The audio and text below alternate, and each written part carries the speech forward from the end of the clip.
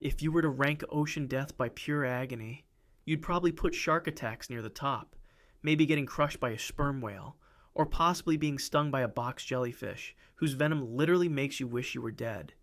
And yet, none of these even come close to what I'm about to tell you about, because the most painful death in the ocean doesn't come from a predator at all.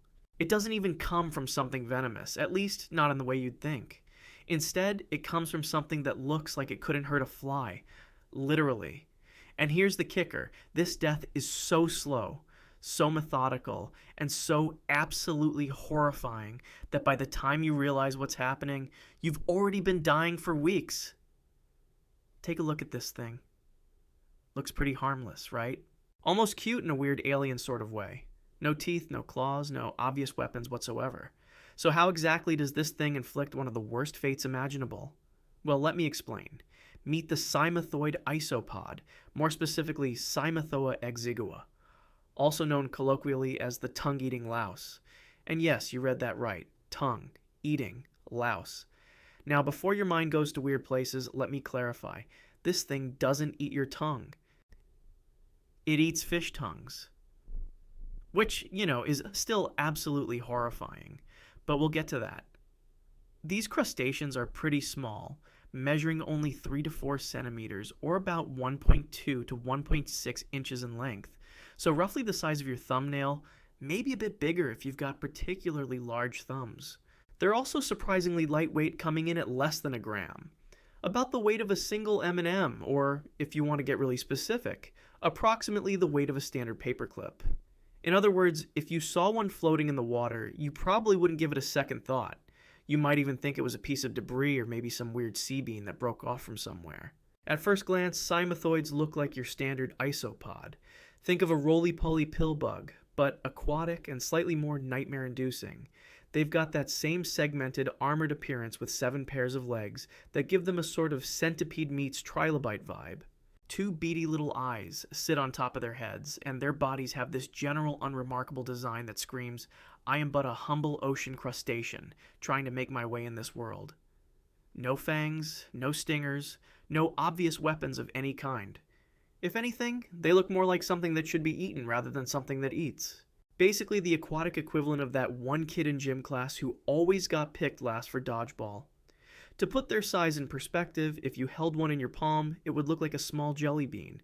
Specifically one of those weird white ones that nobody actually likes. And if you dropped it into a swimming pool, finding it again would be like searching for a specific Tic Tac in an Olympic-sized pool. Absolutely tiny. Completely unintimidating. The kind of creature you'd scroll past on a nature documentary without a second thought, because surely nothing that small and weird-looking could be doing anything interesting. You'd assume that something this small, this seemingly defenseless, would be somewhere near the bottom of the food chain. Easy pickings for basically anything with a mouth and a mild appetite. And you'd be right, partially. Because while they do get eaten occasionally by larger fish who aren't paying attention, what they do to survive is so much worse than simply being prey. In fact, calling them prey is like calling a serial killer misunderstood. Technically accurate in some contexts, but missing the bigger, significantly more disturbing picture. Because these little bean-sized crustaceans have developed a survival strategy so uniquely horrific that it's the only one of its kind in the entire animal kingdom. And when I say horrific, I don't mean it in the fun, Halloween costume sort of way. I mean it in the you will actively wish you hadn't learned this sort of way. But here's where things take a turn for the absolutely nightmarish. Because cymathoids don't just eat fish tongues, they replace them. And I don't mean that metaphorically. I mean they literally, physically, functionally replace the tongue and become a living prosthetic tongue for the fish. Forever. Let me walk you through exactly how this horror show unfolds, because the details somehow make it worse. First, the cymathoid enters the fish through its gills. Standard parasite entry point, nothing too crazy yet. Once inside, it makes its way to the base of the tongue and latches on with those 7 pairs of legs, which suddenly don't look so harmless anymore.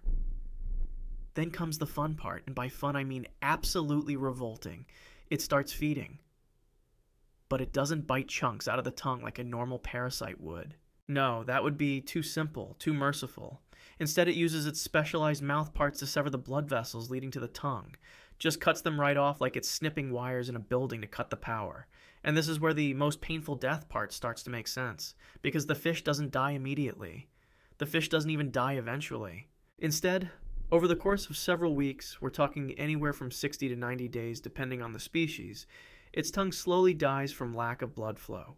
We're talking about tissue necrosis, which is a fancy scientific term for the tongue literally rots away while still attached to the fish's mouth. Imagine having a body part slowly decompose inside your own body while you're fully conscious, still trying to eat, still trying to live your normal fish life, and there's absolutely nothing you can do about it. You can't remove it, you can't fix it, you just have to wait while this thing dies inside your face. Cymethoids have been doing this for millions of years, by the way. Fossil evidence suggests they've been parasitizing fish since at least the Jurassic period, meaning they were perfecting this horrific strategy while dinosaurs were still walking around. They've had roughly 200 million years to get really good at this. 200 million years of evolutionary refinement dedicated entirely to the art of tongue replacement.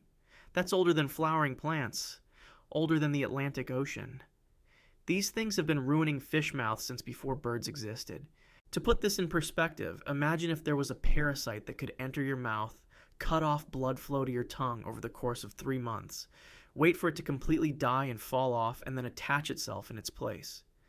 Except you can't stop eating, you can't stop talking, and you have to live with this decomposing flesh in your mouth the entire time. That's essentially what these fish are experiencing, and the fish can feel it happening.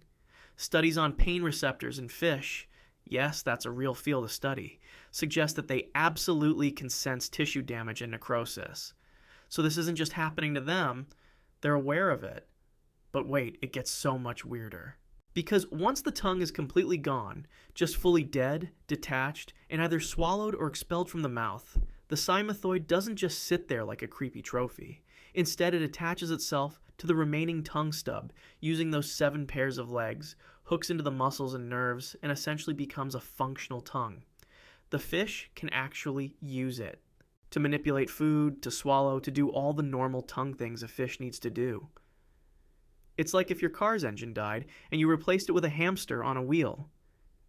Except the hamster actually works just as well as the engine did. Somehow. Against all logic and reason. And here's the really disturbing part that keeps me up at night.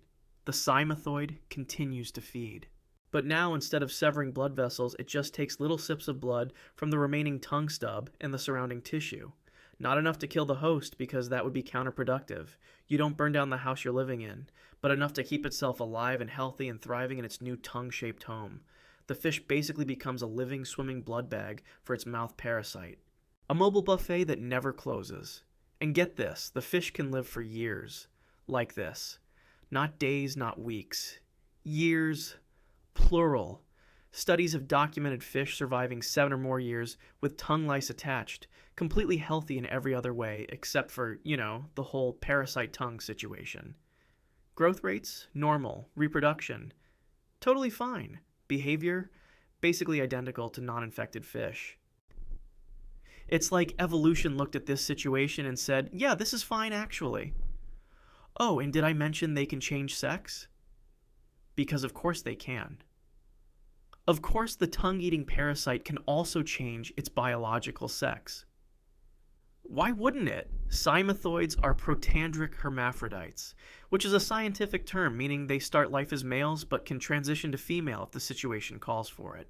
Here's how it works, and I promise this gets even worse. A male cymethoid enters a fish and starts the whole tongue-eating process we just discussed. Then, if another male shows up and finds the host already occupied, it doesn't leave and search for a new fish like a reasonable parasite would. Instead, it looks at the situation, does some quick evolutionary math, and transitions into a female. That's right, the fish now has a breeding pair of parasites living in its mouth. The female occupies the prime tongue position while the male hangs out nearby, usually attaching to the gills or the roof of the mouth. And together, they produce thousands of offspring that swim off to terrorize other fish. The breeding process itself is actually kind of fascinating in a deeply horrifying way. The female can produce up to 1,000 eggs at a time, 1,000 tiny future tongue replacements, which she carries in a special brood pouch on her underside. These eggs hatch into larvae that are fully mobile and immediately start hunting for new hosts.